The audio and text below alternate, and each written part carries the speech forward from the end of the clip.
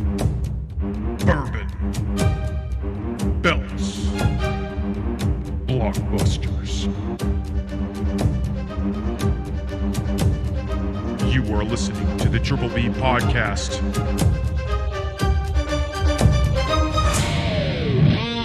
Let's fucking go. Welcome to a new episode of the Triple B Podcast, Bourbon Belts and Blockbusters. I'm Tim. I'm not. I'm Ryan. Yes, he is. And this is the show where we talk about some bourbon, we talk about some wrestling, and we talk about some blockbusters. Let's get into the action. It is my cocktail of the week, and I chose the Belvedere. The Belvedere is a simple cocktail. We wanted to use the Fitz. Lock it up over there. Oh, sorry. I just got lost in it. I was really feeling it. We used the old Fitzgerald in this cocktail. It's a very simple cocktail. Not to be confused with the old Fitzpatrick. Yes, the old Fitzpatrick. We'll get right to that.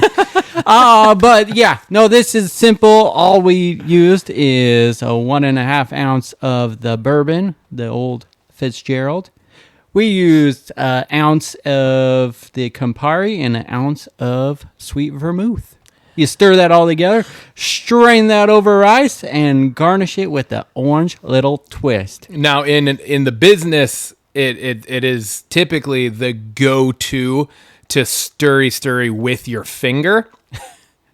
You will notice on our socials that Tim did not do that. He used a stirring spoon like a bitch.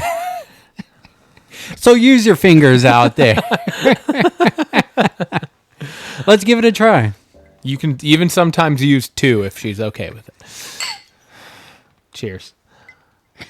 Cheers.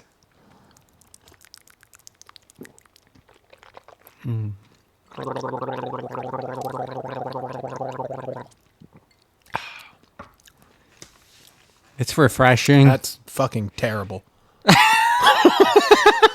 Just joking. No, that's fucking good. That's a really good drink. I really like that. Really good. The 3 ingredients just blend together so well. And the Campari does add that little bitterness to the very end of the drink. You don't taste it right away. It just hits you right as the taste is leaving your mouth. But other than that, it's so good. Yeah, this might be one of the best cocktails that we've done in terms of minimal ingredients, but the minimal ingredients each have distinct flavors, but these all mix so well together that I feel like it really does bring out the flavor of the bourbon too. Yeah. Does that make sense? Yeah, and that's what I was looking for, a very simple cocktail, because we did the whiskey and water, the bourbon water cocktail, and I was like, okay, I'm not going to do that one again, but how can I highlight this bourbon? Yeah. Because we think it's the best one we've had on the show to date. So that's what my goal was, and I think I accomplished that with this cocktail. Too. And I just want to point out, like, the fucking, I don't know how well it'll pick up on the camera, but the color of this cocktail is absolutely gorgeous. Yeah, it is. It is beautiful. Just like, it's like an orangey, I don't know, man. It kind of looks like orange Jello. Yeah, honestly, coppery orange. I love it. It looks beautiful. It tastes fantastic. What are you gonna give it? 9. I'm gonna go with a 9. 9. Doing a 9. I'm giving it a 10. Okay. I'm really enjoying it. It's I think for me it's still a step below like the mint julep. Yeah. Okay. You know what I mean? The julep is, I think, for me the chef's kiss of a cocktail, and but it's just damn good. Yeah. Yeah. I'm gonna stick with that 10. I really am enjoying this. It's gonna be a easy sip on throughout the show. Absolutely. That's my social turn. It's my turn. Yes, it is. It's mine. I get to talk. Not that I know I don't do enough of that on here. We got our socials. We are at Trip B Pod on Instagram, X, YouTube, and TikTok, Spotify, Apple, Amazon Podcast, Triple B Podcast, Bourbon Belts and Blockbusters. And we have our Gmail spot. You can hit us up, shoot us some info, some questions, some bourbon, some wrestling, some whatever ideas, stuff you guys want us to talk about, questions you want answered, anything like that. Hit us up at triplebpod619@gmail.com. That brings us over to our bourbon talking points of the show, and we got the fact check. This is my turn, and we do got some things, but not a lot of things. So we've been doing pretty well for this one. Yeah, we got like 8, but it's really quick ones. So in the bourbon section, I think this is the first fact check in a bourbon section, but I called the old Fitzgerald. As we were closing out that segment, the Fitzpatrick, and it is not the old Fitzpatrick, it is the old Fitzgerald. Had the name right through most of that segment, but called it the Fitzpatrick towards the end there.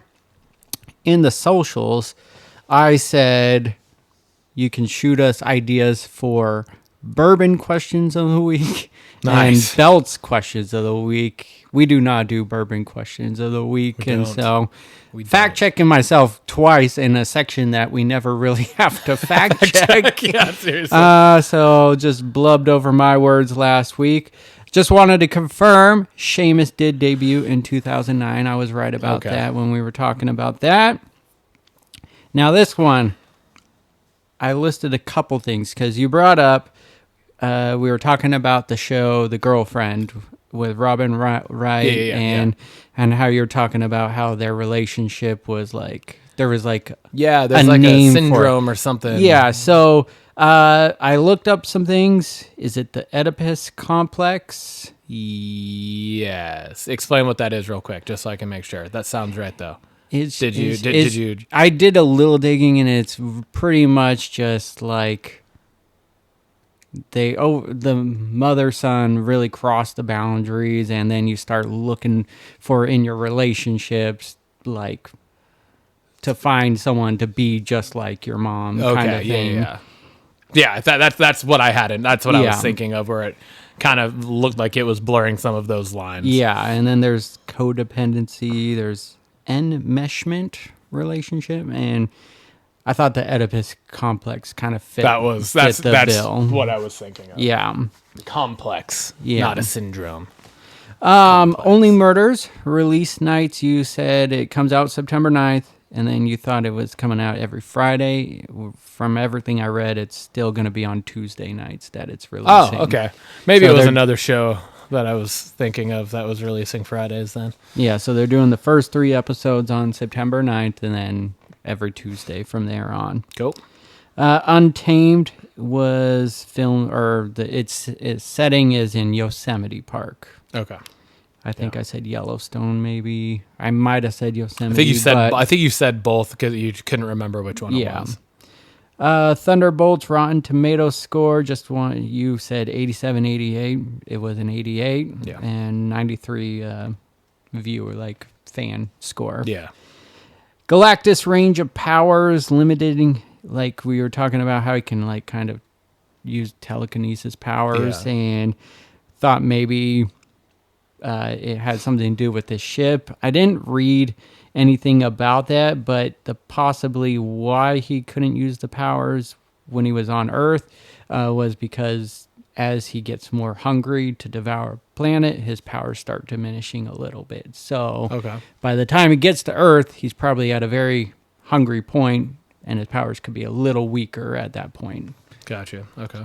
Interesting. And then just MCU projects between now and Doomsday, just confirming the only things that I see are Spider-Man and Wonder Man being the live-action things coming between now and then. Yeah, but I did say there's what is it? What Wakanda? The Eyes of Wakanda. Yeah, Eyes of Wakanda, the animated show. But I did read potentially Doctor Strange 3 might be coming out before, but I haven't even heard anything about it starting filming or anything. So I highly doubt that. Yeah. But Spider-Man, Wonder Man, and that's what I got for the fact check. All right. Pretty easy peasy. Yeah, it's still on a pretty good track record here of keeping them fairly clean, not anything major. Yeah. Wellness journey. It's our 1 year check-in. We started this 1 year. We had our first official weigh in and started this journey a year ago. Yeah. Where are you at, bud? Yeah, man. I mean, all in all, just the whole year is a success. I mean, dropped almost 30 pounds. I did drop 30 pounds at one point, then I went up a little bit. I'm still working my way back down, but yeah, I mean, just all around feel good. Been working out very consistently for now, weekly for the last year.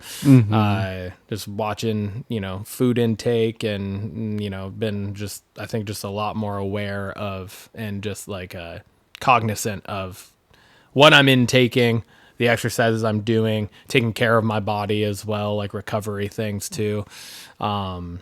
All within this last year, I also started seeing a naturopath and been taking vitamins, all sorts of stuff, working on just all sorts of different numbers and trying to move them all in the right direction. So 1 year reflection, I'd say everything's pretty damn good, and I'm looking forward to this next year.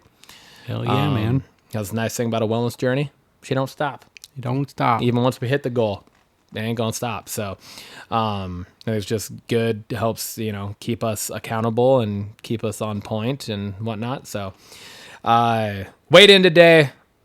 Little disappointed just that it wasn't more. Just because I've worked my ass off now these last 2 weeks. Kind of was expecting a little bit more, but I also got to take into consideration I have been lifting heavier as well, so I'm sure I am building muscle again too. Yeah. So I'm sure there's a little bit of a give and take there, but I worked out 7 times this week.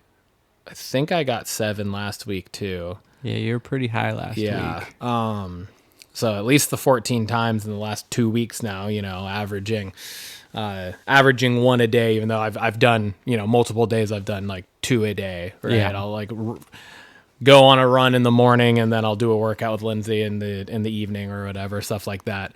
So, that's just kind of where I'm at. I weighed in at 215 flat this morning, so dropped a little under a half pound from the last time we did it. But it, like I said, it's all just it's a journey. So it's a process, and my essentially 2 weeks. I'm still working back from that. Yeah, Hawaii and then backpacking. So hey, a loss is a loss, though. Yep. You were consistent. And we've been consistent over this year. Yes, And that's the big thing. You're not 30 pounds heavier right now. Yeah. So that's a win. Yes, that's for a huge sure. win. Absolutely.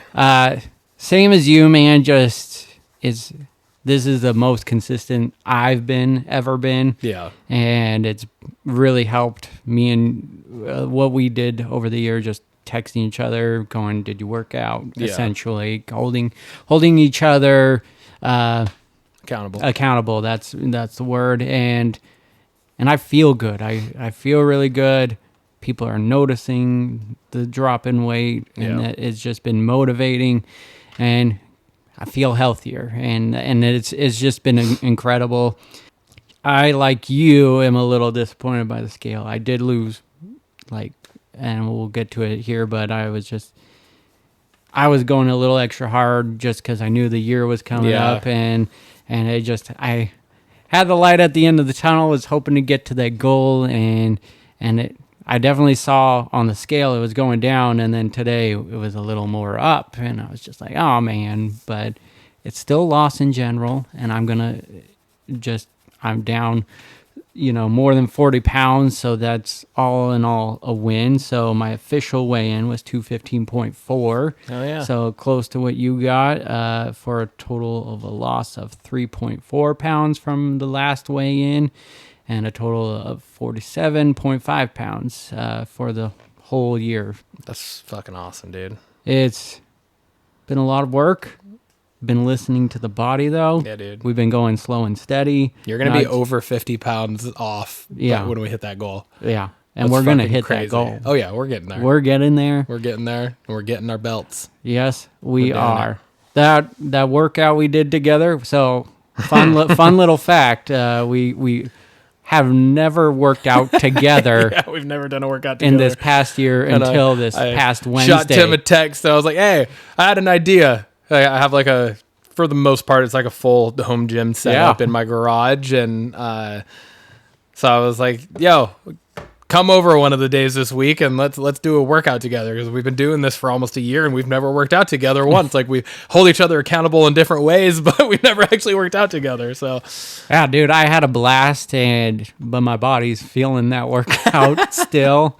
Doing the free weights workouts is a little different than doing machines. Oh, for sure. So props to you, and I thought it was a really fun one to do, and great it was stuff. fun. It was good. It was a new one. I hadn't done that one before. I had just made it the day before, and I ended up doing yoga that day instead, because I was just like, I'm gonna give my body a break. Lindsay kind of did the same thing. Yeah, and so I was like, I'm gonna test out the new one on Timmy. It was a good one. I was a burner. feeling it, and I'm still parts of my body are very sore still. Yeah. So, cheers to us, man. Yeah, dude, for sure. 1 year, and we're 1 year. still kicking.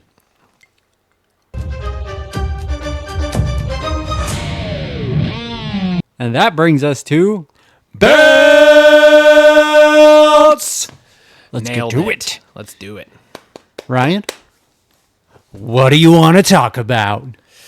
You know, I'm talking about Raw this week. Got a few things. First off, I enjoyed the opening. I enjoyed the opening segment with Jay and then Paul Heyman. I really want to just point out, I really liked Jay's retort back. Yeah. I thought this was, again, it was just another little bit of a glimpse into how good Jay can be on the mic. Because we don't get that all the time with Jay. No, we don't. And so it was nice. But him saying that him breaking off from the bloodline and from the family wasn't about anything to do with like Roman or Jimmy or any of it. It was to straight up prove it to himself that he could do it. Mm-hmm. I thought that was a really good and strong point. And then I just loved the finish. Now we gonna run this shit back. Yep. And he does it again. That was awesome Yeah. because I just thought it was a great play into how he went to do that like he always does now, because the fans still probably the most over motherfucker in the goddamn company. Yeah. With the theme song at least, and like the fans want it, and Paul Heyman cut it off, right? So then he went back at Paul, shut him the hell up, and dropped the shit word on live TV, which is always fun, and then got to redo the thing. And there was no attacks. There was no nothing. It was just what it was. And I thought it was a little refreshing given the amount of There was a lot of shitting on the show. Yeah. Yes. So I know we talk about how good Heyman is, but the way he just plays to the crowd and shuts them down so quickly Nobody does is it just better. so good. He does it so well. He's like, no, my name is Heyman, not Boo. I like that a lot. Yeah. And then, again, this is Heyman trying to pitch a stupid idea again, this time to Jay. But he's like, I was liking where he was going. He's like, family lies and everything. But then he kept calling himself Jay's family as well. I'm like, well, then you're saying you lie too. yeah. And that, I was just like, you're not selling yourself here if that's what you're trying to do. But no, I did really like this. This is another strong promo by Jay, just showing he can go on the mic as well as get us all hyped up in the ring. So all around, great guy. Yeah. Next talking point. I had to just point out the AJ Styles and the Kabuki Warriors against Dom and Judgment Day, I guess, right? Yeah.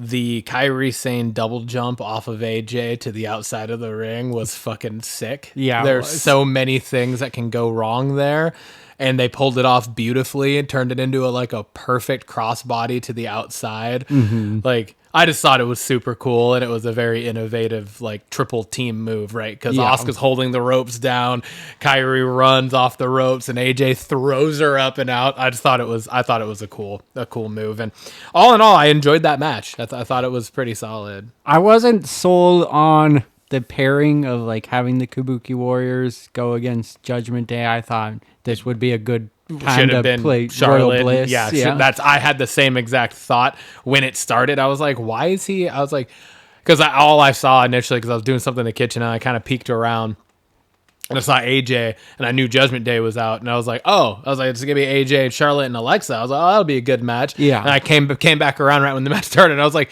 Kabuki Warriors. It doesn't make any fucking sense. Yeah, but it still ended up being a good match. Yeah, exactly. I was gonna say wasn't sold on the pairing, but then it ended up being a solid match. So it saved itself. Plus, it does start building up some other tag teams behind Royal Bliss after this feud is over. Yeah. Now we got Kabuki Warriors in the line. So I do like that part of it. Next talking point was the LWO match. Mm-hmm. I thought the LWO match was a great match. Again, Judgment Day, right?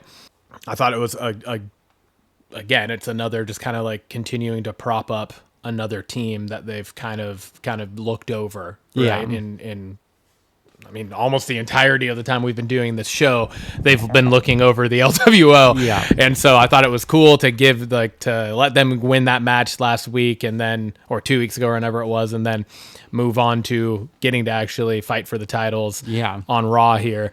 And they put on a really good match. It was like a really good showing for them. Kind of, again, like you said, it's continuing to prop up other teams in this division, right? Which is, especially on Raw, is very, very, very needed. The hip toss lion salt double team move was absolutely fucking dope. It's so good. It was so cool. And then the coast to coast. Goddamn, JD is good, dude. He really JD is It's great when two of the members of Judgment Day are probably the two best sellers in the business, and that's JD and Liv. Yeah. Right? Like, JD taking that, like, he sat up into it to make sure that contact was made. Like he straight up let him kick him in the face to make this look awesome, and he did it, like, to the point where the ref dove to check on him to make sure he was good. Exactly. Man, dude, it was. I just thought it was a good match all around. It was a great showing. I think it was still the right move to have Judgment Day retain here, as long as they continue to do stuff. And it seems to me like they are seeming to really push JD and Finn as a tag team. Yes. And if that's the case, I'm good with it, as long as we're not then going to get this, now Finn's going to insert himself somehow into the world title picture while being the tag champion that we continue to get with a lot of these situations. Yeah. I mean, that was our problem last year, was when they were tag and he was doing anything but defending the titles. Yeah, they ended up defending it one time. Yeah, it's like if you're going to go this route, then sell out into it. Let's do it. Let's go full blown. Don't leave anything. Yeah. No, I'm really liking this rendition. The match was great. And then we get 2 El Grande Americanos. We get different variations. We're going to have a battle royal of El Grande Americanos by the end of this whole spiel. Like, get 20 of them in the ring and find out which one is the real El Grande. Was that? Did you send me the Megazord thing? Yeah. And in that it said Pete Dunne. Was that Pete Dunne? Yeah. Was it? Okay. I honestly didn't even have a guess. I was just like, who the fuck is this? Because it's obviously not Chad Gable, and that's clearly not fucking Ludwig. So I was like, who the fuck? But now when I read that, I was like, oh shit, yeah, it kind of did have the nose of Pete Dunne. I love how Cole is definitely like, that's not the same guy. And then the color commentator is always like, what are you talking about? This is El Grande Americano. It's great because Ludwig being a part of this makes it so much more comical. Yeah. Because he's German, first off, very heavily German too. Yeah. Like, there's no hiding the German accent. And then he is also just stature-wise way bigger or taller at least than both Chad Gable and Pete Dunne. Yes, So, absolutely. pretending to be the same person. It's so funny. And the mask doesn't even fit him It's right. like it's like all the Santas in Jingle All the Way, and then Yeah. Big Show comes out in Santa. So true. Oh, man. All right, my final talking point, and I'm rocking the shirt for it. And I hate ending on a less than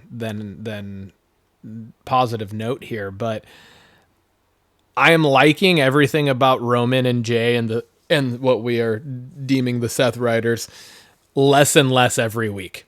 Mm-hmm. It's just like there was nothing about what happened on Raw for me that was like, oh yeah, this made me more excited for the match at SummerSlam. Mm-hmm. It's just at this point, it almost to me just feels like a fucking filler match at SummerSlam. Like, what are the stakes here? Nothing. Exactly. Nothing. There's no stakes. I can't imagine you're going to have Roman lose in his first PLE match back since WrestleMania after losing at WrestleMania. So I can only imagine that they're going to win. And so it's like, what is this doing? Yeah. It's not doing anything. Seth's not involved. And that's why I go back to a couple weeks ago when Roman first returned. The timing just didn't seem right because Seth isn't there. Yeah. Seth is not involved in this. Seth has nothing to do with it now. So the whole Seth's group feels weird. Mm-hmm. It doesn't, even if he's injured, why is he not there? Yeah. That's the part I think that, like, at least be the voice. Yeah. Be there. You are the brains behind all of this.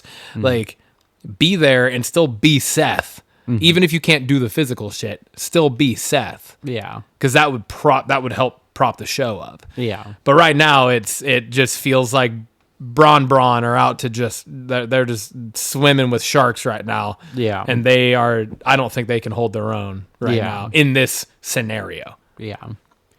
I don't know. I'm just like, I agree and disagree. Like last week, I thought they did a great job getting Braun a little more talking on the mic and trying to step up to I know, but it Roman. just doesn't but then feel... this week, I would agree. Like it just felt like it was a step back. I get the significance of it, but when he stole the shoes, that just took me out of the moment. Like I know. I don't know why it did. It was just weird. It was weird. It was a weird thing to do.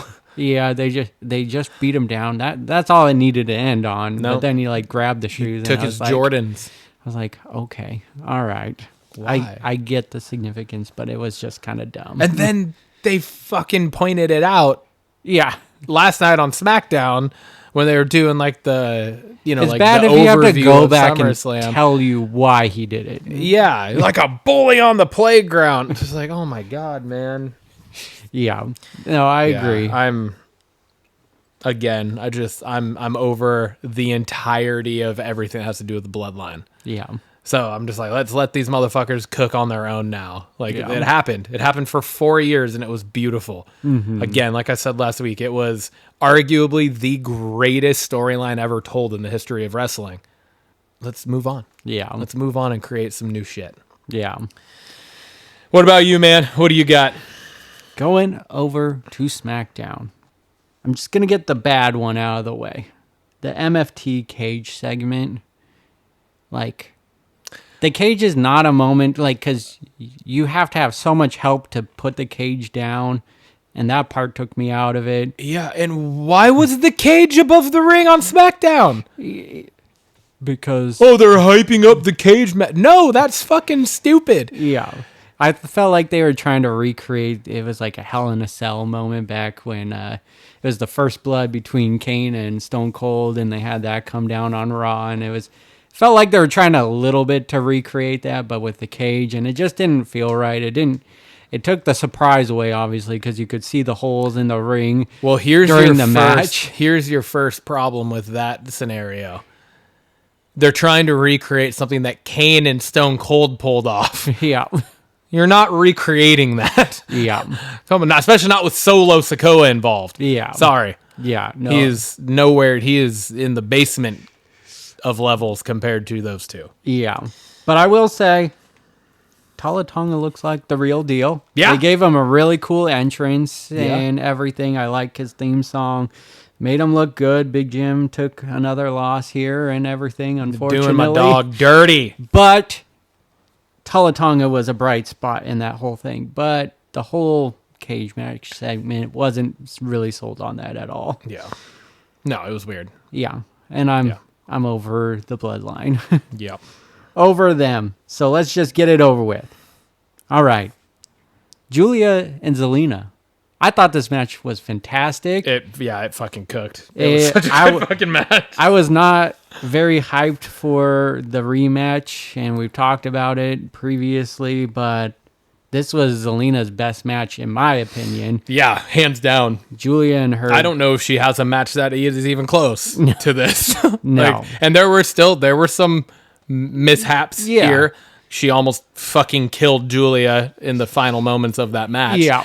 But other than that, the match was great. It was really good. I mean, when you got the fans chanting, "This is awesome," when Zelina Vega's involved, shit's going well. Yeah. The match went really good. I thought this was a great first title defense for Julia, and hopefully leads to more great feud down the road. Since she's held the title for over a month now. It was 3 weeks, 3.5, maybe a month.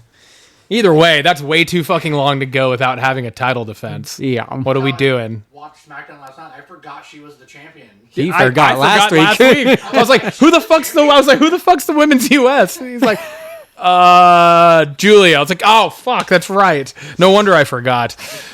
I haven't fucking done anything with her. But it was, to be positive about it, it was a great match. It was a great title defense. And it was the right move with Julia retaining. Yes. If they would have had Zelina win that, I'd been like, all right, well, the women's US title's a joke. So, Yep. But this was a step in the right direction towards reestablishing its Chelsea Green level of relevancy. Yes, exactly. Next up, Aleister Black versus Damian Priest. Got a few topics to talk on this. Again, this match was really good. It was stiff. They were hitting each other very hard. They were beating the shit out of each other. It ended in DQ, but I'm okay with this one because it fully turned Aleister Black heel. I know he's been leaning that way in this Damian Priest feud, but last night was the definitive I'm a bad guy and everything, and it feels right for his character. And so I'm really sold on that. The other point I want to talk about is, has there been a bigger downfall of Damian Priest ever since moving to SmackDown? Is just trajectory is just his trajectory is crash landing. He's had some good feuds and everything with Drew McIntyre and stuff. Great matches in there, but he does not feel big anymore. No, not at all. And then where the hell is R-Truth? He gets let go. Fans want him. Yeah. We get him for brief seconds and then he's gone. So it's just what's going on? Yeah. But going back to the Black and Priest, it was, like I said, it was a brutal match. It was hard hitting, but I'm liking the trajectory. Looks like we're going to get another kind of street fight, something big between the two, and I'm all here Should for have just that. added it to SummerSlam Sunday along with the other 4 no disqualification matches. That's true. So true. And then lastly, what the hell? John Cena's face now? Is that what we're going with here? I'm good with it. Yeah. Because I don't think the heel run was working very well. Yeah. The shocking moment at the beginning was great. Yeah. There was some good spots between now and then, and maybe they just said, we're gonna end in a high note before he goes, and that's it. Or do we think there's something brewing within this? Is there something that's gonna happen at SummerSlam? I don't know. I have a couple thoughts. But holy hell, I was not expecting that last night. And it just kind of... Same. It was shocking. It threw me for a loop. And it happened on SmackDown, the go-home show. Yeah. So it's definitely got my intrigue to Sunday night. For sure. I wrote, I don't know what to think of Cena. I said, is he actually face again, or is this just another heel tactic? I was like, I don't know, but I also saw a video that was like a theory as to a fan theory, what they thought would happen at SummerSlam, and it was like Cena goes for like Cena hits like a attitude adjustment like off the top rope. Mm-hmm. There goes for the pin, like is able to just limp over for the pin. Cody kicks out, but then both dudes are down. The Rock's music hits. He comes out. Cena goes for, I'm assuming at some point the ref would have to be knocked down. Oh no, there's a street fight. Never mind, street fight. So it doesn't matter. Don't need to worry about that. So like the Rock's music hits. He comes out. Cena goes for like a hug on the Rock to make everybody be like, fuck, this was all just a fucking tactic. Mm-hmm. Right? And then the rock bottom Cena shakes Cody's hand. Everybody thinks Cody sells out to the Rock. The Rock, I'm trying to remember exactly how it went. Something along the lines of like, then the Rock low blows Cody. Seth's music hits, and Seth comes out and cashes in. What the fuck? And I was like, what the fuck? Because then I kind of have the weirdness of like The Rock and Cody hating each other, but then all of a sudden the Raw Netflix debut, you had The Rock like call Cody out and like give him love. Yeah. In which everyone was like, what? Yeah. That was weird, right? Yeah. And we really haven't seen The Rock since then. Mm-hmm. I don't think. We saw him. Did we see him again? NXT. That was the night after, though. That was the next night after the Raw debut. And then Wasn't that it? There was one more. Well, we saw him at Elimination Chamber. No, you're kidding. Yeah, right after. Yeah, no, I don't know. No, we did. So, we saw him when Cena turned heel. Elimination Chamber, and then we never saw him again. Yeah. So Elimination Chamber was when he turned heel. No, there was the announcement that we're getting all out of whack. There was Elimination Chamber was when Cena turned heel because he won, right? Yeah, he won, yeah. and then Cody came out. Yeah, and then that was when The Rock came out and everything. Yeah, because that was when Cody gave the "go fuck yourself." Yeah. Okay, we're back. Took us a while, but yeah, still, it was. I'm just like this whole Cena thing. I'm like, now like Sunday could go anywhere. I don't know. We could. This could be where Cody turns heel. We could get Cody turning heel here. He could actually sell out. Have nothing to do with Seth. He could actually sell out to The Rock. We could have maybe The Rock comes out and they both turn on The Rock, and this is like what solidifies the face of Cody and Cena. Yeah. You know what I mean? Like there's so many possibilities. I don't know. Or John Cena's just a face, and Cody and them go to war tonight or a Sunday night. Yeah. I don't know. But it was just interesting. Yeah. It was definitely a choice to do that right before SummerSlam, and yeah, I'm here for the ride. It was wild, and it's interesting. Again, the crowd just hangs on every word Cena says. They were all for it. They booed him. And then they fucking lost their minds because they're like, "Oh my god, he's back!" It was wild. It was a wild opening, and I liked it. It was somewhat not to the same level, but it was somewhat reminiscent of "I need the old Stone Cold" type of. And then when Stone Cold, it was like, "Oh, he's back," type of thing. Right? Yeah, it was just wild, and I'm very excited for SummerSlam. Yeah, same. Banger of the week. Ryan, what do you got? I said either way it goes, I went with the Cena face turn. Okay. With as many of the very solid matches and stuff and cool moments there were, I thought this was one of the biggest pops that Cena's gotten since he's been back. And this was, I think it felt like a moment. Yeah. Definitely. So. I kept waiting for something to happen. I know, and like nothing. Cody got the beers, and I was like, "Is he gonna fucking stun? Like, is he gonna hit Cena with the When stunner?" he was at the entrance, I was like, "Is Cody coming back out and attacking?" yeah, I don't know, but it was just wild, and I Yeah. just kept waiting for something more. It was wild. Very good segment. I went with an NXT match this week. It was Wesley versus Javon Evans. The match was killer. And it was crazy because you had the coast to coast to JD on Raw.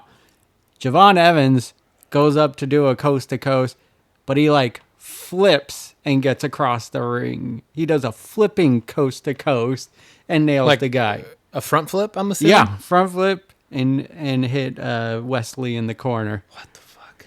It was wild. The match was It's not that impressive. He should have done a shooting star press coast to coast.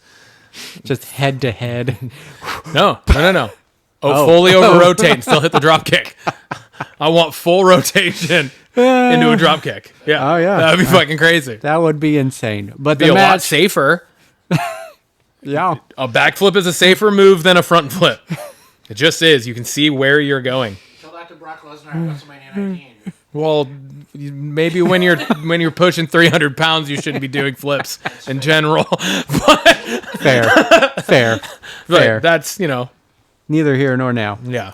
If you haven't seen it, go watch Wesley versus Javon Evans from NXT. It was an awesome match.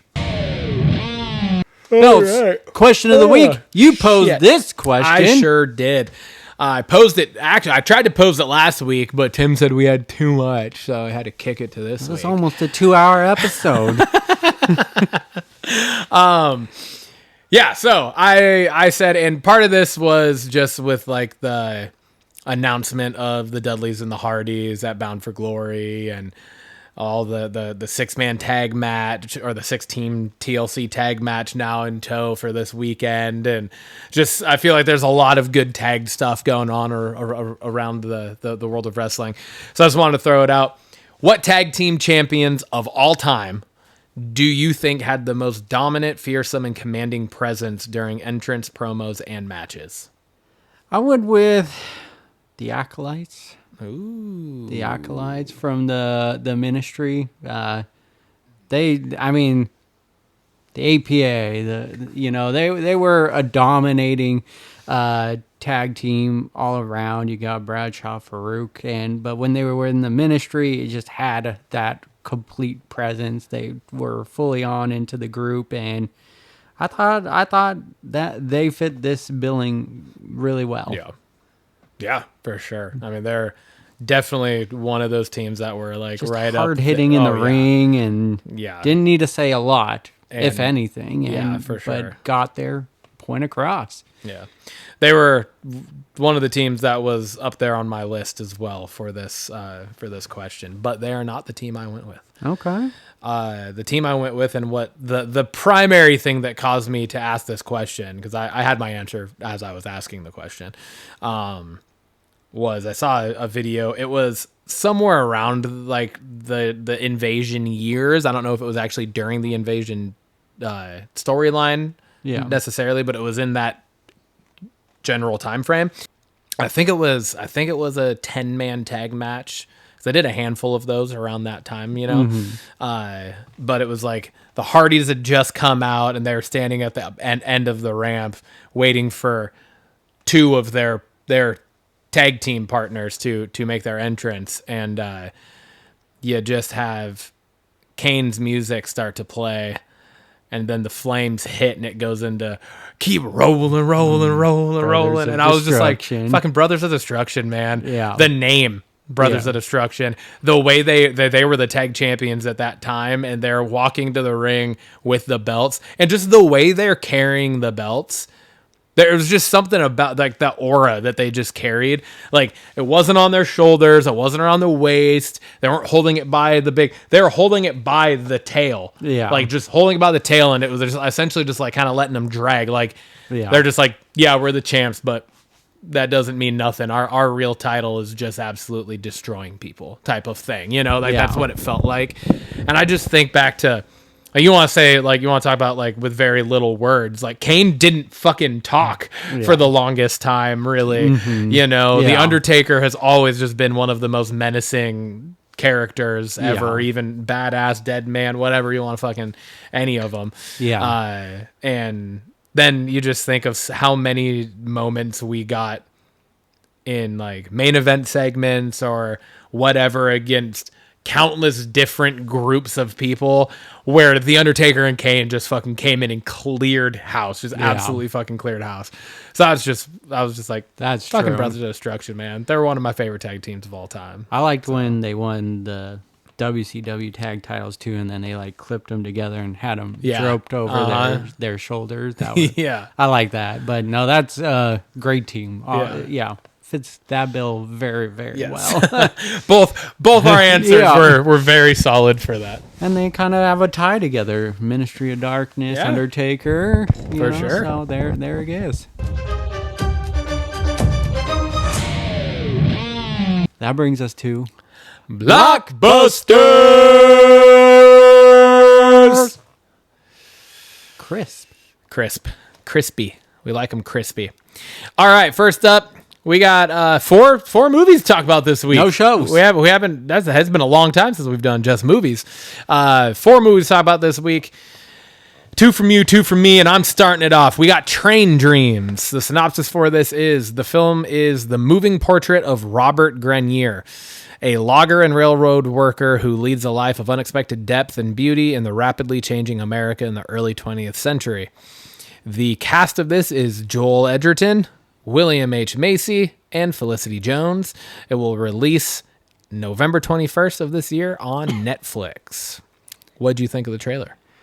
Thought it was beautifully shot. Beautiful. Just beautifully done. And it seems like we're getting a lot more period pieces. Recently, and I'm here for it. I was not a huge fan of them, but it's growing on me. And then watching Fantastic Four really just was like, I mean, obviously it's completely different genre, but it's just like, I got my interest into these period pieces a little more.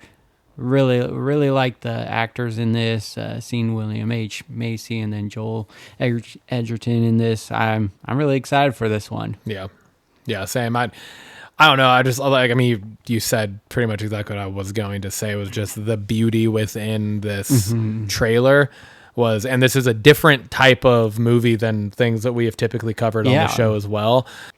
But I don't know. It just there was something about it that just really kind of gripped me, and I was like, all right, I'm putting this on because I just thought it was really I thought it was really cool, and it's a movie I'm excited to watch. Hell yeah, man! Plus, I think it's one I might be able to get Lindsay to watch as well. I like the name. I like the name of it. Yeah, Train Dreams. And then I'm going to bring us right back into what we normally talk about. Yeah, you are. Oh my Lord, dude, this one looks crazy. Oh my God. Whistle. A misfit group of unwitting high school students stumble upon a cursed object, an ancient Aztec death whistle. They discover that blowing the whistle and the terrifying sound it emits will summon their future deaths to hunt them down.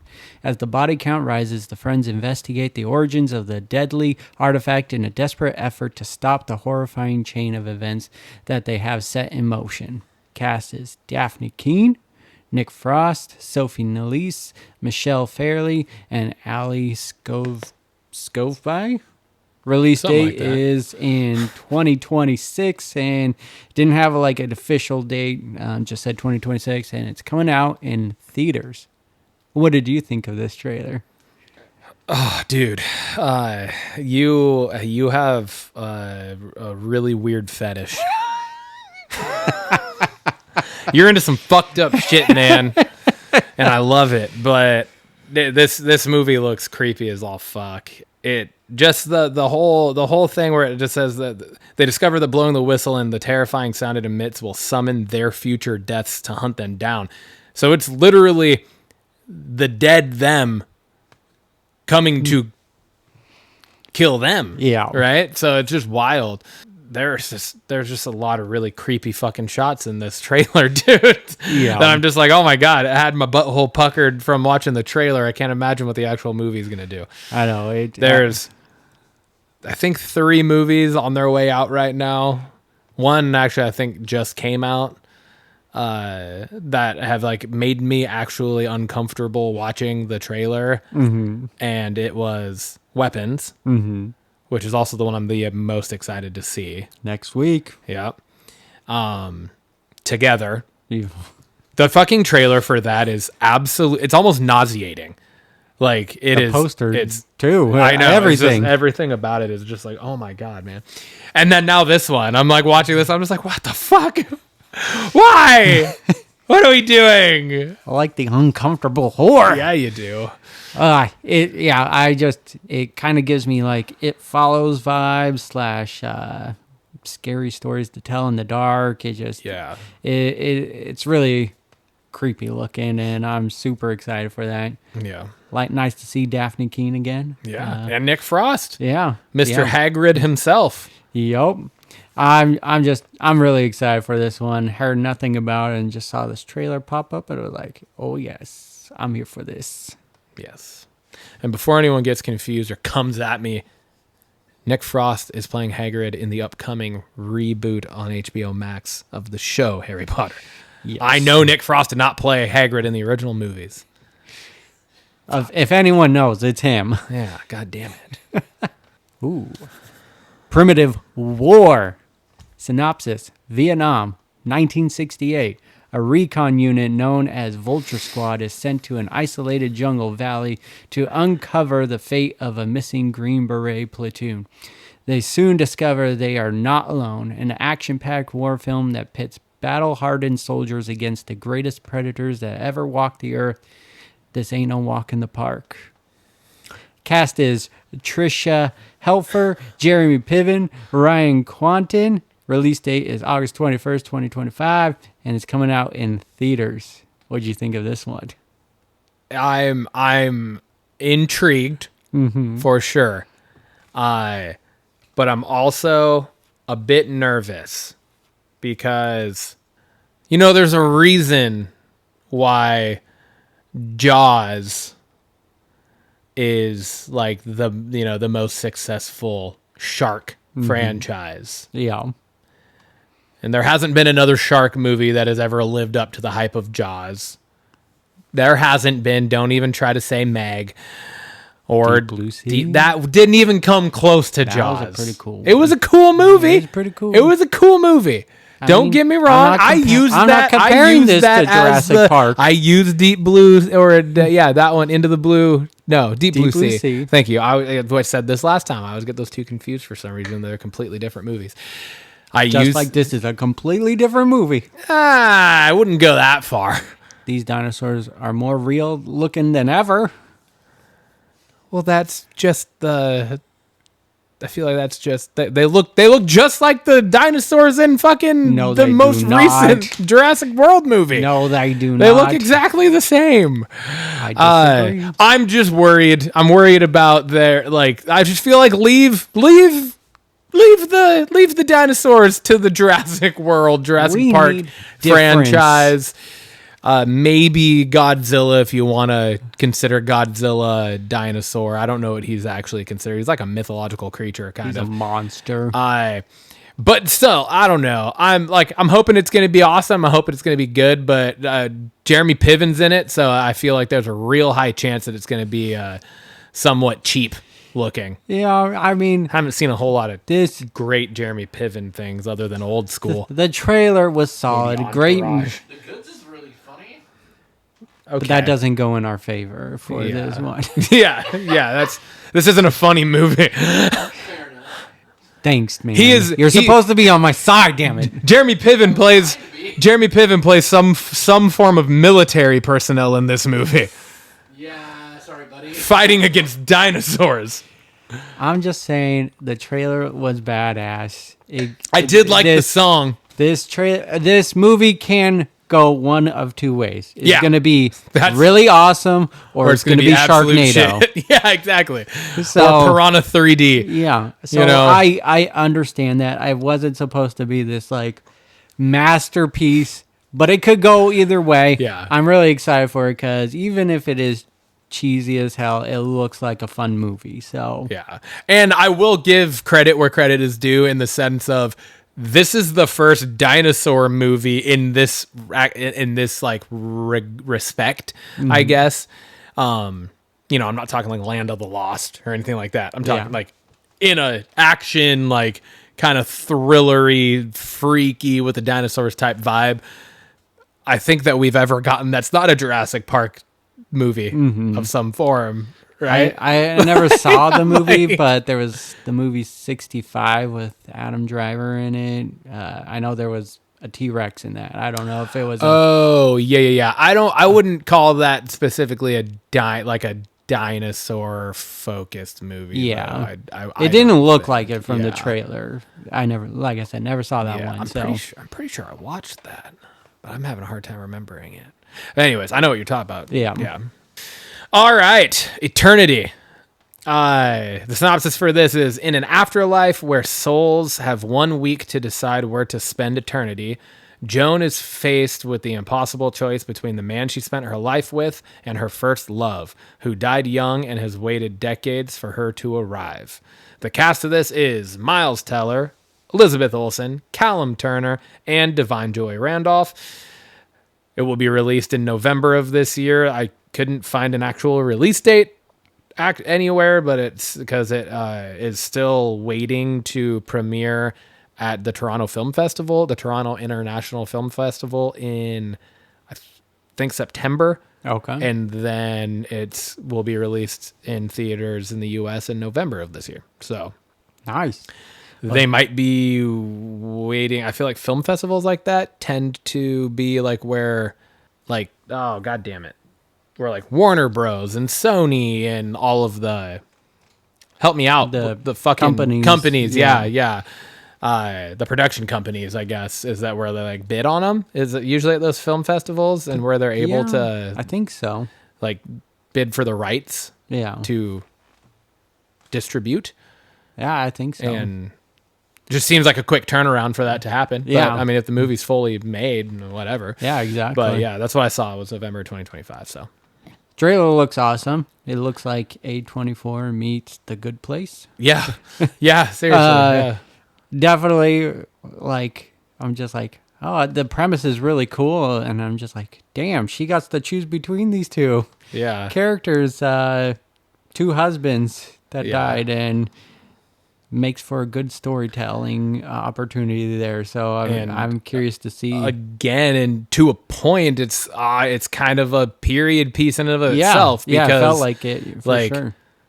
it is obviously like they die and go back to a younger version of themselves is what it seems is like, because there's like one point where they're talking about the husband that died young, then she was with this guy for like 60 years or something, right? Yeah. But then it's just like it's them actually them. Yeah. But all of their dress and stuff, like Miles Teller's hair in this is obviously very old school. Yes, for sure. Very period piece style hair, and same with Elizabeth Olsen. So Love the cast of this, Yeah, and same. it's again something not typically we cover on the show, Yeah. and from A24, so it should be should be good. should be a good one. Don't see very much stuff from them that's not. So Yeah.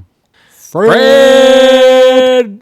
Hell yeah. Follow up, rumors, and early development. I did this a little bit different Okay. this time. Instead of doing different slides for everything, I just put it all on one and was like, what's the news? Yeah, What do we got?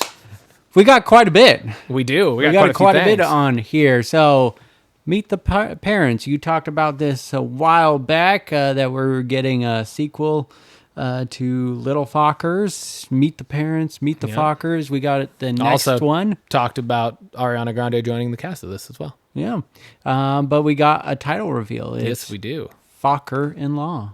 Yeah. I'm super excited for that. It's coming out next year, Thanksgiving time. So Yep. we still got a bit to wait for that, but super excited for that. We got some early development of a Donkey spinoff from the Shrek franchise. It should be coming out shortly after Shrek 5 comes out. So we got a spinoff of that, and Eddie Murphy is going to be in that as Donkey, obviously. Yeah. And I'm interested to see like where they go, like at what time frame of the franchise is it going to pick up? Is it going to be like a before Donkey met Shrek type of thing? We're going to see the origins of Donkey. I'd be down for that. I'd be down for that. Or are we going to get like a family with a dragon, with the dragon and the little dragonkies? Dragonkies. Patent pending. Yeah. We also had a lot of follow-up trailers, official trailer releases this week, or second teasers. So I just want to get your thoughts on some of these, what you're most excited about. So we got The Lost Bus, which was Matthew McConaughey, Apple Plus movie. We got The Long Walk, which is Stephen King, and movie looked crazy from the first trailer we watched. Welcome to Derry, another Stephen King, and we got the second teaser for this coming out this October on Max, and then we got Conjuring Last Rites, the actual trailer for this. What'd you think of all these? What are you most excited for? Watching all of them, I'm leaning Conjuring Last Rites and Welcome to Derry, but also... That's what you're most excited about? Yeah, but also... The Lost Bus one, I just keep coming back to, and just really excited for that. So, yeah, all four of these trailers were awesome. Welcome to Derry looks fucking. That's another one again where it's just like, what the fuck? Yeah, it just makes you say that out loud. Yeah, you're just like watching it like Jesus Christ. Conjuring Last Rites. It's my favorite horror franchise outside of the Halloween franchise. So I'm all here for that. The Lost Bus, this was the first I've seen of this. We talked about a teaser on this before. Did you do it maybe on an episode I was gone? No, because I really remember talking to you about how you can relate to this, because you have a kid and you got students. I'm drawing a blank, but we talked about it. All right. Regardless, this is the first trailer I've seen of this. This is the first actual trailer that came out. Okay. So I didn't know that it was like, is this a true story? Like, did this type of thing actually happen when the Paradise Fires happened? I feel like it said it was based on true story, but I might have missed that. But regardless, it looks fucking intense as all hell. It gave me, it's like a Dante's Peak volcano kind of feel to it, right? It's that natural disaster type of thing where, people are just trying to survive, and in this case, it's a bus driver with a class full of kids and the teacher, and then shit obviously hits the fan, and now them all together, he's trying to get up to save his son.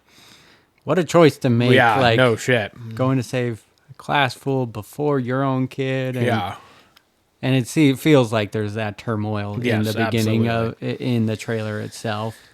But the one that I'm the most excited for, and it might be surprising to you, but I think it is The Long Walk. There's super something about this concept. I never read the book, but there's just something about this concept that is like the most unnerving of all of the stuff that we've covered so far. Yeah. And it's just because like, what's happening.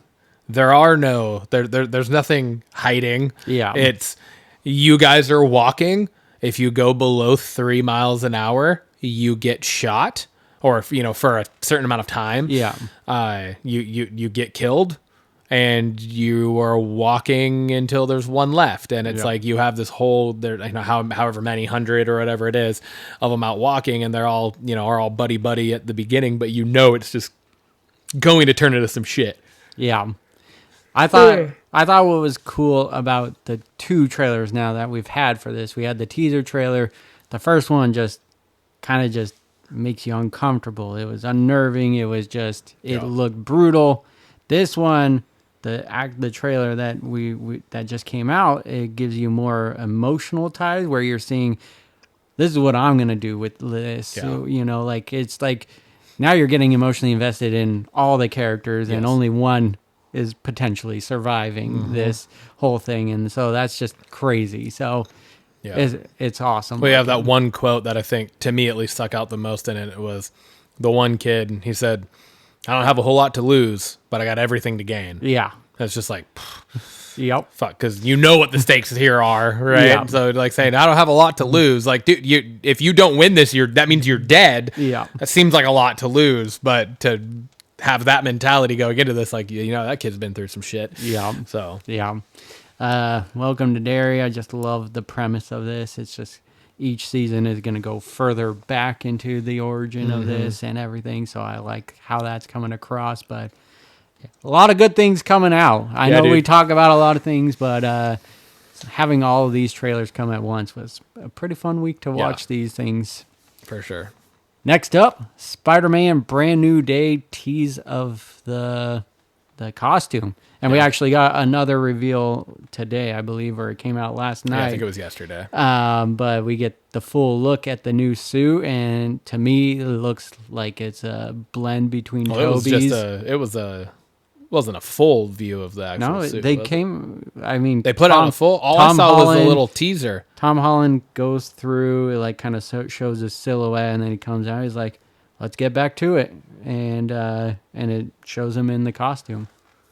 I'm gonna have to go watch that. I saw a different one. I thought it was the same thing. So Well, all I I saw think was the just link like the I close up. The link I just saw like the close up where it was like really close, and you just saw like parts Yeah. of it.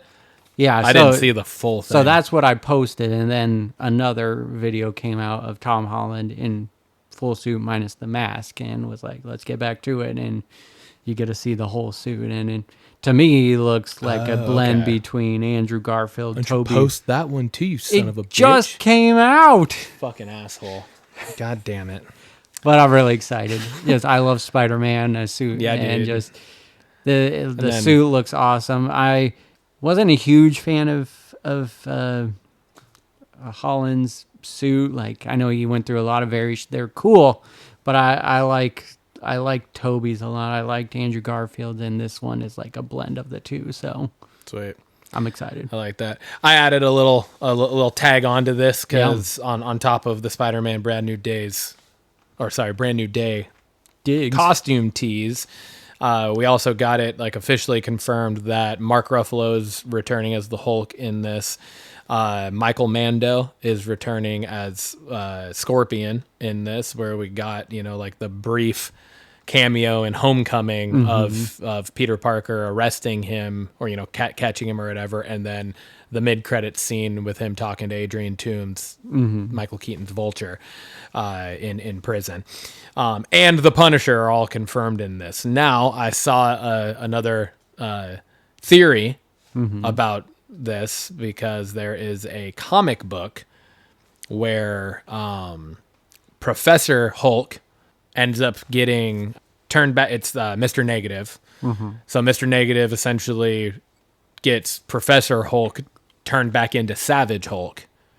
And then it ends up being like the Punisher, Daredevil, and Spider-Man have to fight against the Hulk to get him to essentially try to get him back. But the theory here was because the fan base all around kind of has been really wanting Savage Hulk back in the MCU, because it's just a much more interesting character than Smart Hulk. Right? Yeah. And so that's essentially the theory, is that this movie might be pitting that all together. And there was something else about one of the things that we got from very just preliminary info about Spider-Man Brand New Day that made people think that Mr. Negative was going to be one of the villains. So some things could be adding up here. I like It'd it. be very interesting. I'm so hyped for that movie. Yeah, dude. And finally, as part of our new news here, we have Quiet Place Part 3 is official. We have a writer, we have a director, and we have a release date all announced for it. And to the delight of, I'm sure, everyone that is a fan of this franchise, John Krasinski is back as the writer and director of this. He wrote and directed both the first two. While he was an executive producer, he took a step back from writing and directing on Quiet Place Day One, which was like the spinoff with Lupita Nyong'o and fucking Joseph Quinn. Goddamn. Yeah. All I could think of was Johnny Storm. I was like, that's not his actual name. But this movie will be coming out July 29th, 2027. So a little under 2 years now. But yeah, that was exciting. This is, again, I love this franchise. I love all three movies so far. I think they're fantastic. I just think the concept of the aliens take over, or invade, they are blind. Yeah. They only hunt off of hearing. So then the world has to adapt to being totally quiet. It makes it so intense. It does. Absolutely. Watching these movies, you're like trying to be quiet too, and everyone is, and it's just so intense. I absolutely love this franchise, so very excited for that. Blockbuzzin is our special segment of the week, and we chose a doozy for this one. Yes, we did. Final Destination Bloodlines is freshly out for us to view, and why it's buzzing is because, it was a successful franchise, had 5 movies, and then went away for a while and came back in all its glory. So, Spoiler alert. What did you think of Final Destination Bloodlines? I mean, it's a Final Destination movie. You know Yeah. what I mean? And I think like that, probably the best compliment you could give it is just the fact that it really held up to, I think, especially the first 2 movies. And there were so many callbacks to some of the kills in those first 2 movies Absolutely. here that I thought was really cool. It was really cool to pick up on some of those nuances. And I mean, there was like 3 different log trucks in this movie. Yeah, I know. I was just like, oh, they keep bringing it back. So yeah, I mean, I don't know. I just, I thought it ended up being quite a bit different than what I thought it was going to be based off like the trailer and everything. Like I totally thought it was going to be like following the gal from the premonition. Yeah. Right. But it ends up being that like, I liked how they did that with the premonition being the granddaughter's keeps dreaming the premonition. Like, yeah, I thought it was a super cool just change up and way to do it totally different. So it wasn't the same thing. Yeah. And then just their ability to explain and detail everything throughout is always just so good because it's a puzzle, right? It really is. It's a live action murder puzzle. And them explaining it without like over explaining it, right? Like they're just doing it to where it feels super natural. You gotta love the Tony Todd nod in there, especially since I read that his cancer diagnosis was like he kept it hidden. And while I'm sure people knew, obviously he had health issues because he got so thin and pretty fragile looking there at the end. He was all pretty much essentially just requested like that the final lines that he said in that movie were ad-libbed. The director like let him just like, hey, give a goodbye to the fans. Yeah. And that's what that was. So I thought that was a really cool thing because he has been like, he kind of is the heart and soul of this franchise. And then for them to reconnect him back to the very beginning of all of this and whatnot, like that was pretty cool. So now, I mean, again, it is with all the good, there is also, it's a Final Destination movie. Yeah. It's not going to probably be up for any awards or anything like that. Like it's not going to be a movie talked about in the tiers of the best movies of 2025 by any means. But if you're a fan of the Final Destination franchise like we are, this movie is arguably top 3 of the 6. Oh, yeah. I think. Yeah. I think it was really well done, and some very catchy off guard moments. Yes, For there sure. Yes, and there was. some one that just brought it back out with some brutal fucking kills. Yes, So- yes, they did. It's crazy how They come up with so many new things every time. I was like, this is the 6th movie, and then you thinking of different ways to kill off people. Do you think they have somebody that just sits there and watches the old, was that 1,000 Ways to Die show or whatever Yeah. it was on Spike TV or whatever Yeah. it was, where it was just like the most absolute ridiculous ways that you could die. And there's like, let's go watch some episodes of that we haven't covered yet for the first 6 movies for when we do 7. And let's come up with some fucking wild things. Yeah. Like, But just watching what I liked was that there was 2 scenes, like big premonition scenes almost, even though the barbecue scene was not a premonition, but yeah. but it was like a But big the trailer lead up. did such a good job of making you think that was a Yes. premonition scene. And it's like, oh, that wasn't a premonition. Yeah, but it was just like you had 2 of those moments where you're just like watching it all play out, and you're just on the edge of your seat. Oh my god, it's gonna happen! It's gonna happen! And then it was not what it seemed, and the barbecue scene was just crazy. Just every little nuance, you're just like, oh, that's gonna play into this, and then it didn't, but then ended up. Yeah, but then it playing did. Yeah. Was just insane. Well, and then Eric's whole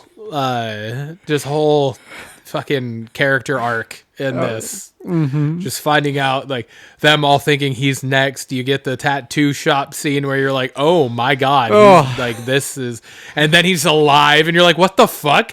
And then it turns out that He was adopted. yeah, Or not no, adopted. not He adopted. He just was different the dad. product of an affair. Yeah. And so he's not even in the bloodline, so he's safe, Yep. you think. But And- not. Yeah, so it was just like, oh my god. Just It's right when you think you can get a little comfortable, they then Game of Thrones your ass and kill somebody else. Just very creative, very fun. It was fun to see the callbacks of this one, and just really enjoyed it. I will say, for the time we're in, some of the deaths were just like, could have looked a little better, like the graphics wise, but that's been this whole series, I think. Yeah. So Name it one, didn't name one specifically. the garbage truck scene. That's That the was one. totally practical effects. Was it? Yeah. Because that one They looked. did like a documentary after it released. And Oh, talking did they? about it. Yeah. Right as it closes, she releases a fake arm that goes flying, and it's crazy how they did it. Oh. Have to watch it because I felt like that one was one of the worst looking ones, just from graphic standpoint. Maybe it was because it was practical effects, though. I don't know. Ah. Maybe we're so fucking just like watered down with CGI It nowadays must be, that practical effects now look like shit to us. Damn it! Fuck. But anyways, fun movie. Highly recommend it if you're a fan of the other ones. It was a fun movie. For being about death. Well, I know and- we've already given out. There's a lot of spoilers that we've already said in this, so maybe throw a spoiler alert when you when you jump to the Blockbuzzin section. But I loved the towards the end when they're at the cabin and the mom saves the kid, and then he's like, "Go save your sister." He's like, "Mom, what about you?" And she's like, "I'll stay alive." Just gets fucking killed. Just gets fucking smashed. I'll stay alive as long. I was like, oh, saw that coming. But that was just. I love there's something about these franchises that has some comedic timing. Oh yeah, for Right, sure. like comedic timing in the most fucked up sense of it, but comedic timing nonetheless. And that is one of those where it is. Oh, or the very beginning premonition one. Oh yeah. The kid. I was rooting for it. I know. And you're like, yes. motherfucker, that kid just fucking, he's like, he just fucking lived. And then he comes running, and the piano. So I was like, yes! And then I've never rooted for a kid to die more before in my life. 100%. 100%. I'm not going to pull that line for the trailer. I just posted, I've never rooted for a kid to die more. I'm a teacher. Probably wouldn't go over well. All right, Timmy. Blockbusters question of the week. I pose this one. What actor or actress do you think plays the best villain on screen?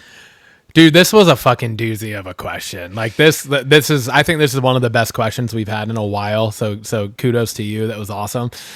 Because this is one of the ones that like I really had to think.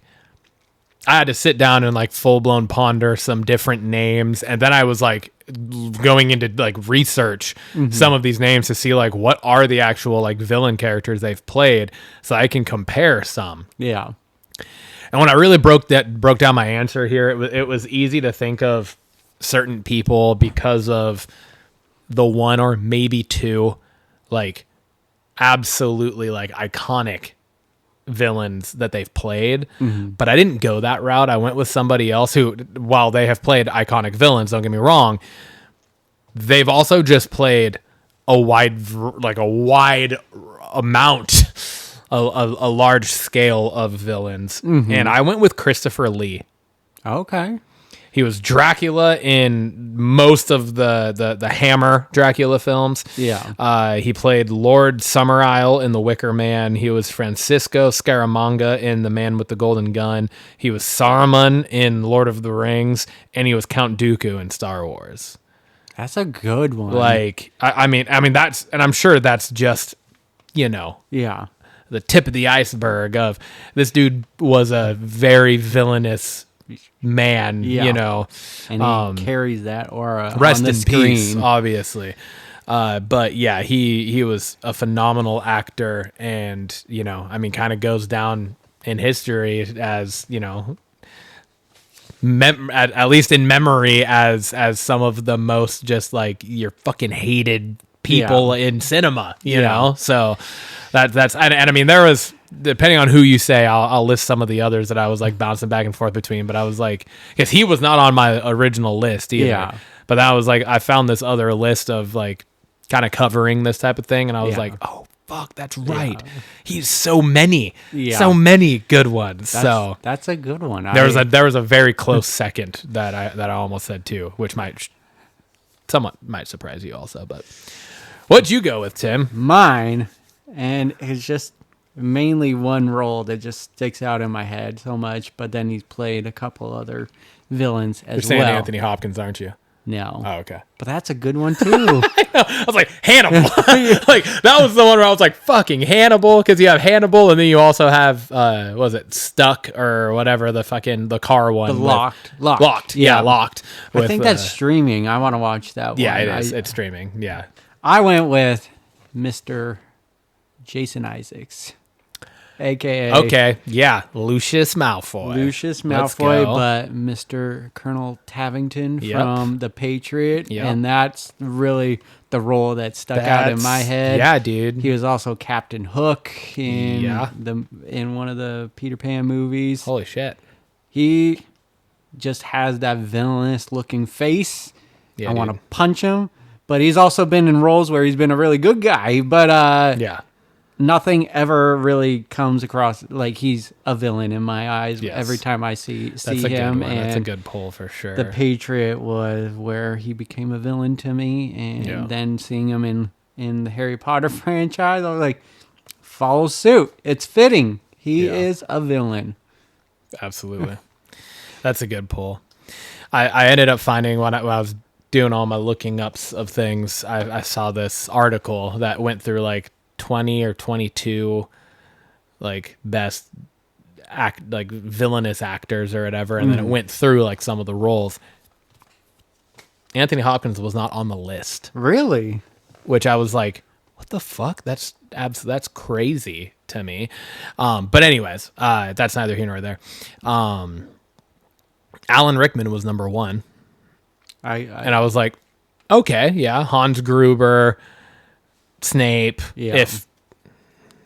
For he's like really a good chunk of the franchise, you're thinking he's a villain. He's really like the hero of the fucking the Harry Potter franchise. But anyway. Spoiler alert. Yeah. If you don't know that, you can fuck yourself. Along with God damn it, I forget. Yeah, he played another villain in something. I forget what it was. But the other one that was my very close second, I think he was like 4 on this list or something, was Gary Oldman. Oh, yeah, that's a good one too. He's one of the villains in one of the Hannibal movies. Yeah. He played Dracula in the Bram Stoker's Dracula. I was like, God damn it. Hans Zimmer was the only thing coming to my mind, and I knew that wasn't right. He was... Fuck me, I'm going to forget all of it. There were like 7 things listed that I was like, oh yeah, that's right. So I was like, fucking Gary Oldman. But Christopher Lee, man. Yeah. That's where I went That's with a solid one. But I mean, Javier Bardem's on that list too. Like Helena Bonham Carter is on that list. Yeah. She's magnificent as well. It was a really good question. It was a fun one to come up with an answer for, because it just allowed me to research and think back onto a lot of different movie roles. You hated. People. Yeah, dude. You were just like, die. Yeah, seriously. I mean, that Kid type in of the Final Destination movie. Yeah, fuck. I also said I'd never rooted for a kid to die that much. That was a lie. Game of Thrones. Yep. Joffrey. I have never rooted for a child to die more than that little fucking piece of garbage. But that's what I love questions like this, because it really makes you think into the artistry of what went into that character. Yeah. You know, and it's like, that's why like those actors and actresses are so fucking good at their jobs, because they literally make you hate them. Yep. Like King Joffrey made everyone that watched that show hate him. Yep. That's how good he was at that. Yep. You know, and like that's art. That's why we art. that's why we do this show, man. That's part of the whole reason that we do this shit. So Hell yeah, man. brother man. 61? Episode 61? Bam. Cheers, Moving right dog. along.